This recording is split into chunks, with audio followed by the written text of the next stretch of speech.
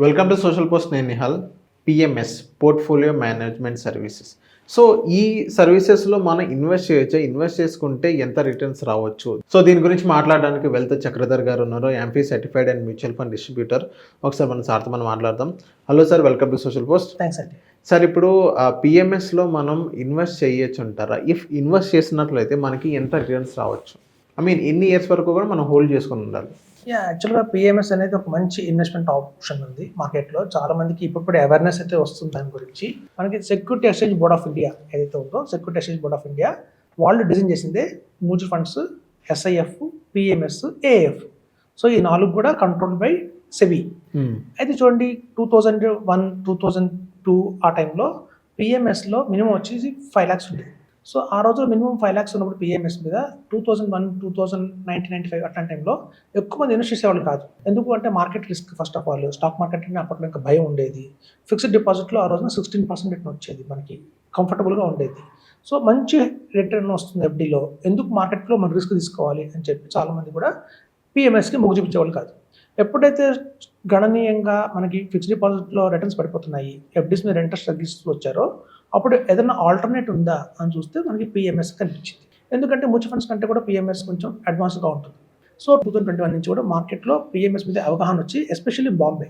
ఈ ఎప్పుడు stock market అనగానే గుర్తొచ్చేది రెండు, మహారాష్ట్ర, గుజరాత్. వీళ్ళిద్దరే చాలా ఎక్కువ మంది ఇన్వెస్ట్ చేస్తారు. సో వాళ్ళు చాలామంది కూడా సజెస్ట్ చేయడం, పిఎంఎస్ గురించి అవగాహన పెంచుకోవడం, గణనీయంగా ఇన్వెస్ట్మెంట్ చేయడం మొదలుపెట్టారు. ఎప్పుడైతే పిఎంఎస్లో చాలా ఎక్కువ ఇన్వెస్ట్మెంట్స్ వస్తున్నాయో, సెబీ ఏం చేసిందంటే 2014 5 lakhs కాదు, మినిమం 25 lakhs కింద మార్చేసింది. 25 lakhs. సో 2014 కల్లా 25 lakhs అయిపోయింది.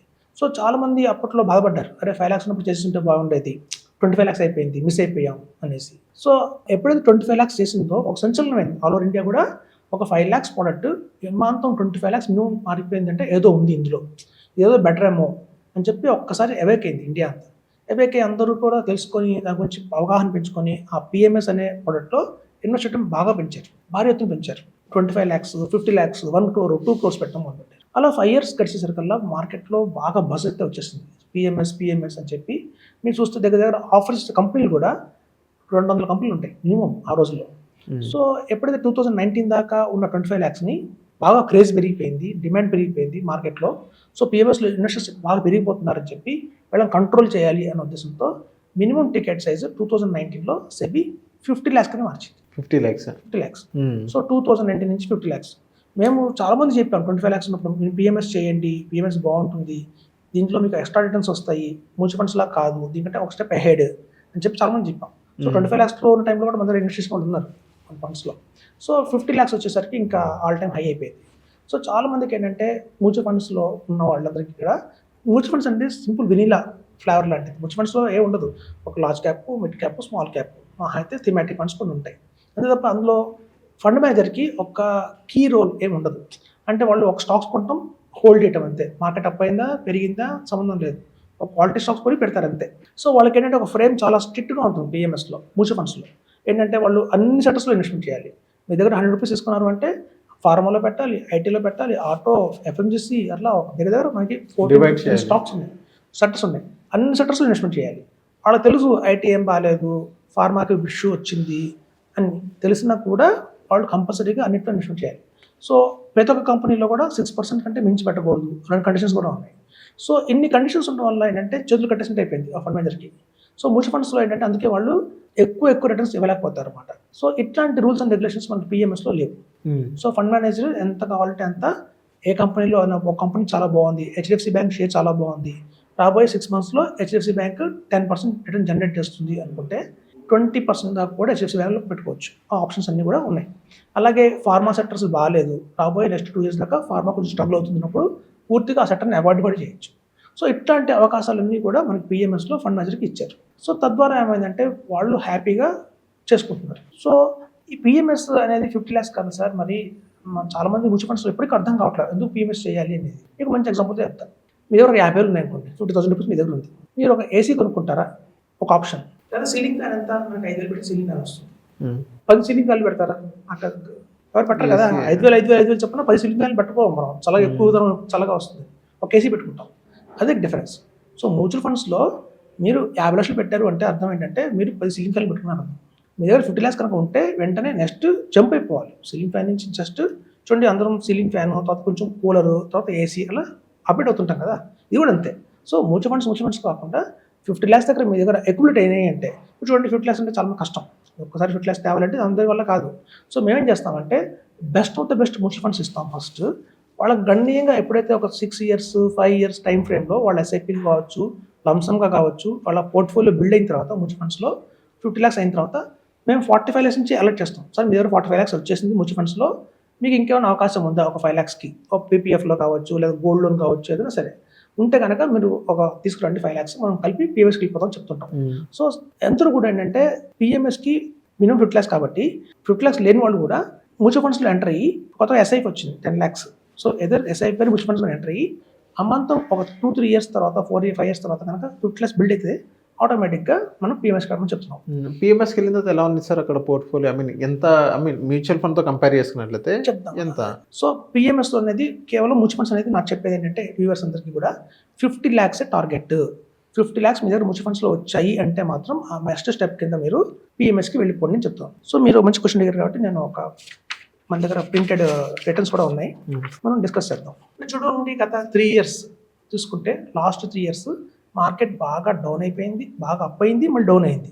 ఒక బుల్ మార్కెట్ వచ్చింది, ఒక డౌన్ మార్కెట్ వచ్చింది.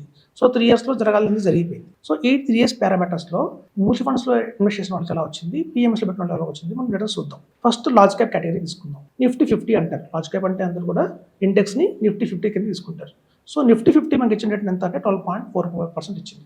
సో 12% మనకి నిఫ్టీ 50 ఇండెక్స్ ఇస్తే ఎస్బీఐ లార్జ్ క్యాప్. చూడండి మ్యూచువల్ ఫండ్స్ అనగానే అందరికీ గుర్తొచ్చేది ఎస్బీఐ.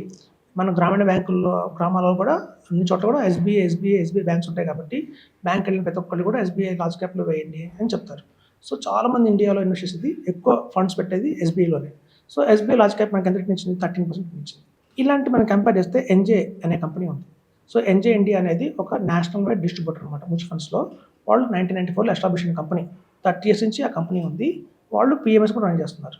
సో అలా NJ India blue chip company మనకి రిటర్న్ ఎంత ఇచ్చిందంటే 17% ఇచ్చింది. అంటే చూడండి మన ఎస్బీఐ లార్జ్ క్యాప్ ఇచ్చింది 13% అయితే 4% ఎక్స్ట్రా మనకి ఎన్జే బ్లూ చిప్ ఇచ్చింది. సో పిఎంఎస్లో 2.5% ఎక్స్పెన్స్ రేషియో ఎక్కువ ఉంటుంది. మ్యూచువల్ ఫండ్స్ కంటే కూడా ఒక 1% ఎక్స్ట్రా ఎక్స్పెన్స్ రేషియో ఉంటుంది. ఆ ఎక్స్ట్రా 1% తీసుకున్నందుకు గాను వీళ్ళు రిటర్న్స్ మనకి 4% ఎక్స్ట్రా ఇస్తున్నారు. మరి లాభమే కదా. అవును. సో ఇప్పుడు మనం ఫ్లెక్సీ క్యాప్స్ ఇద్దాం. సో అందరికీ తెలుసు ఫ్లెక్సీ క్యాప్ అంటే ఒక మంచి పోర్ట్ఫోలియో అని మ్యూచువల్ ఫండ్స్లో. ఫ్లెక్సీ క్యాప్ అంటే వాళ్ళు small cap, mid cap, large cap పెడతారు.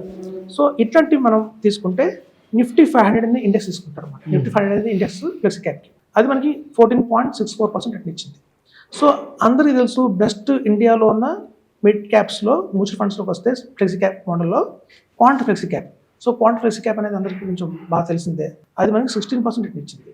సో పారాపెరిక్ ఫ్లెక్సీ క్యాప్ అనేది ఇండియాలో చాలా మందికి ఫేవరెట్. అది ఒక ఫ్లెక్సీ క్యాప్లో ఎవరు పెట్టారా బాబు అంటే అవును నేను పారాపెరిక్లో పెట్టా ఉంటారు. సో ఆ పారాపెరిక్ ఫ్లెక్సీ క్యాప్ మనకి 20% రిటర్న్ ఇచ్చింది. అలాగే హెచ్డిఎఫ్సి ఫ్లెక్సీ క్యాప్ అది కూడా 21% రిటర్న్ ఇచ్చింది. సో మనం తీసుకున్న మ్యూచువల్ ఫండ్స్లో కూడా best of the best flexi cap తీసుకున్నాం. ఒకటి క్వాంట్, పారాపెరిక్, హెచ్డిఎఫ్సి. వాళ్ళ 16%, 20%, 21%లో ఉన్నాయి. ఇప్పుడు మనం అదే ఫ్లెక్సీ క్యాప్ మోడల్లో ఉన్న పిఎంఎస్ వాళ్ళు చూద్దాం. రిటర్న్స్ ఎలా వచ్చాయి చూస్తే first Aditya Birla flexi cap మోడల్లో ఉన్న ఆదిత్య బిర్లా వాళ్ళది పిఎంఎస్ కనుక తీసుకుంటే 26% రిటర్న్ ఇచ్చింది. 26%. అంటే క్వాంట్ ఫ్లెక్సీ క్యాప్ మనం 16% ఇస్తే 10% ఎక్స్ట్రా రిటర్న్ ఇచ్చింది మనకి Aditya Birla flexi cap.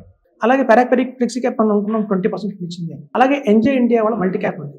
So అది కూడా mid cap, small cap, large cap లోనే ఉంటుంది. అది 29%. అంటే పారాపెరిక్ ఫ్లెక్సీ క్యాప్ మనకి మ్యూచువల్ ఫండ్స్ 20% ఇస్తే ఇది 29%, అంటే 9% మళ్ళీ ఎక్స్ట్రా ఇచ్చింది. అలాగే హెచ్డిఎఫ్సి ఫ్లెక్సీ క్యాప్ మనం 21% రిటర్న్ ఇస్తే మ్యూచువల్ ఫండ్లో. అలాగే క్యారలియన్ వాళ్ళ కంపెనీ ఉంది, అది కూడా మంచి ఫ్లెక్సీ క్యాపే, మంచి పిఎంఎస్ఏ. వాళ్ళు 38% రిటర్న్ ఇచ్చారు. 38 అంటే చూడండి, ఎక్కడ 21%, ఎక్కడ 38%, ఆల్మోస్ట్ డబుల్. సో ఇంకా అవేర్నెస్ లేదు పబ్లిక్లో. అంటే సార్ ఇక్కడ రిస్క్ ఏమైనా ఉందా సార్ పిఎంఎస్లో? చాలా మంది మ్యూచువల్ ఫండ్లో ఎంతమంది కొద్ది ఒక రిస్క్ తీసుకొని ముందు ఒక స్టెప్ వేస్తారు. ఇక్కడ పిఎంఎస్లో మ్యూచువల్ ఫండ్తో కంపేర్ చేస్తుంటే రిస్క్ ఏమైనా ఉందా సార్? మీరు రిటర్న్స్ చూస్తున్నారు కదా ఎలా వస్తున్నాయి. సో రిస్క్ అనేది ఏంటంటే ఇప్పుడు మన ఇంట్లో ఇద్దరు ఉన్నారు, మదర్ ఉంది. మదర్ని కుక్ చేయమంటే వెంటనే బాండి దగ్గర పెనం ఆన్ చేసేసి దోశ పోస్తారు. అదే మీ పాపను దోశ పోయమంటే రిస్కే. అవును. అక్కడ దోశ ఎవరు వేస్తున్నారు అనే దాన్ని బట్టి రిస్క్ ఉంటుంది. సో ఇక్కడ ఈక్విటీని ఎవరు హ్యాండిల్ చేస్తున్నారు అనే దాన్ని బట్టి ఉంటుంది. ఫండ్ మేనేజర్లు బాగా ఎక్స్పర్ట్స్ అయ్యి మంచి ఎక్స్పర్ట్స్ అయిన ఫండ్ మేనేజర్ ఉంటే వాళ్ళు బాగానే హ్యాండిల్ చేస్తారు, ఆ రిస్క్ని కంట్రోల్ చేసి రిటర్న్స్ ఇస్తారు. సో అట్లాగే మనకి ఎప్పుడు కూడా రిస్క్ మ్యూచువల్ ఫండ్స్లోనే ఉంటుంది, పిఎంఎస్లోనే ఉంటుంది. సో ఎలా హ్యాండిల్ చేస్తున్నారు ఫండ్ మేనేజర్ అనేది మోస్ట్ ఇంపార్టెంట్. ఓకే. సో ఇక్కడ చూస్తే మనకి మనం అనుకున్న మ్యూచువల్ ఫండ్స్లో ఫండ్ మేనేజర్లు, ఇక్కడ ఫండ్ మేనేజర్ వేరు, అక్కడ కాదు వేరు, ఒకళ్ళే ఫండ్ మేనేజర్లు, కానీ రూల్స్ అండ్ రెగ్యులేషన్స్ ఎక్కువ. మ్యూచువల్ ఫండ్స్లో రూల్స్ అండ్ రెగ్యులేషన్స్ ఎక్కువ. అలాంటి రూల్స్ అండ్ రెగ్యులేషన్స్ ఎక్కువ ఉండడం వల్ల వాళ్ళు రిటర్న్ జనరేట్ చేయలేకపోతున్నారు. ఇక్కడ పిఎంఎస్లో రూల్స్ అండ్ రెగ్యులేషన్స్ తక్కువ ఉంటాయి కాబట్టి రిటర్న్ ఎక్కువ చేసి ఇవ్వగలుగుతున్నారు. ఓకే. సో మనం రిటర్న్స్ కంపారిజన్ చూస్తే 10% రిటర్న్ దాకా మనం చూసాం. అవును. అలాగే మిడ్ క్యాప్ కేటగిరీ చూద్దాం. మిడ్ క్యాప్ అంటే కూడా మనకి మంచి కేటగిరీయే, మన మ్యూచువల్ ఫండ్స్ అందరూ కూడా చెప్పుకుంటారు. Nippon India growth fund. Nippon India growth fund అనేది ఇండియాలో ది బెస్ట్ మ్యూచువల్ ఫండ్ లో మిడ్ క్యాప్ కేటగిరీ కింద వస్తుంది. అలాగే HDFC mid cap, Motilal Oswal mid cap. Last 1.5 years నుంచి బజర్ అయిపోయింది ఇండియాలో మొత్తం కూడా Motilal Oswal mid cap. So వాటి రిటర్న్స్ చూస్తే నిప్పాన్ ఇండియా 23% ఇచ్చింది, హెచ్డిఎఫ్సి మిడ్ క్యాప్ 24% ఇచ్చింది, మోతిలాల్ ఓస్వాల్ 27% ఇచ్చింది. సో వీటికి మనం అగైనెస్ట్ గా పిఎంఎస్ లో ఎలా ఉన్నాయి రిటర్న్స్ చూద్దాం. మీకు అబాకస్ వాళ్ళది ఎమర్జింగ్ ఉంది. అబాకస్ అనేది సునీల్ సింఘాని రన్ చేస్తాడు అనమాట. యాక్చువల్గా నిప్పాన్ ఇండియా గ్రోత్ ఫండ్ ఒక టైంలో రన్ చేసింది సునీల్ సింఘాని అని. ఆ సునీల్ సింఘాని నిప్పాన్ నుంచి బయటకు వచ్చి ఆయన సొంతంగా అబాకస్ గ్రోత్ పెట్టుకున్నాడు. సో ఆయన నడిపిన అబాకస్ ఎమర్జింగ్ పిఎంఎస్ లో రిటర్న్స్ 32% ఉంది. ఇది 23% అయితే 32% రిటర్న్, ఆల్మోస్ట్ 9% నెక్స్ట్ రిటర్న్ వచ్చేసి. హెచ్డిఎఫ్సి మిడ్ క్యాప్ మనం 24% రిటర్న్ ఇస్తే ఇక్కడ ఐసిఐసిఐ పైప్ వాళ్ళు 33% ఇచ్చారు. సో ఎక్కడ 24 ఎక్కడ 33, అగైన్ మనకి 8% రిటర్న్ తేడా వచ్చేస్తుంది. అలాగే మోతిలాల్ ఓస్వాల్ మిడ్ క్యాప్ మనం 27% అనుకుంటున్నాం. అదే క్యారలియన్ వాళ్ళ షిఫ్టెడ్ అని ఒకటి ఉంది, అది కూడా మిడ్ క్యాప్ కేటగిరీ కింద వస్తుంది పిఎంఎస్, అది 37% రిటర్న్ ఇచ్చింది. సో మీరు చూస్తే ఇక్కడ మనం మ్యూచువల్ ఫండ్స్ కంటే కూడా పిఎంఎస్ అత్యధికంగా 10% రిటర్న్ మనకి చేసి చూపించింది. చాలా మంది అనుకుంటారు ఏంటంటే పిఎంఎస్ 2% స్టార్టింగ్ ఇస్తుంది, దానికి ఎందుకు వెళ్ళాలి, మనం రిస్క్ ఎక్కువ కదా, 2% కోసం రిస్క్ తీసుకోవాలనుకుంటాం. కానీ ఇక్కడ అలాగా లేదండి. మనం చెప్పుకునేది వేరు, థియరీ వేరు, ప్రాక్టికల్ వేరు. సో ప్రాక్టికల్ గా చూస్తే మనకు సిస్టమ్ లో చూస్తే మనకు అర్థమవుతుంది, పక్కన పెట్టుకుంటే ఫార్ బెటర్ ఉంది పిఎంఎస్ అనేది, చాలా ఫార్ బెటర్. రిటర్న్స్ వైజ్ మనం 10% ఎక్స్ట్రా రిటర్న్ వస్తుంది. ఈ 10% కనుక మనం 20 years గ్యాప్ కంటిన్యూ అయిందంటే మీరు ఒక జనరేషన్ కోసమే మ్యూచువల్ ఫండ్ లో మనం తెచ్చుకోగలుగుతాం. అట్లీస్ట్ 3-4 generations సరిపడా అమౌంట్ వెల్త్ ని మనం పిఎంఎస్ ద్వారా క్రియేట్ చేస్తాం. Okay. So thank you sir మా సోషల్ మీడియా. థ్యాంక్ యూ అండి.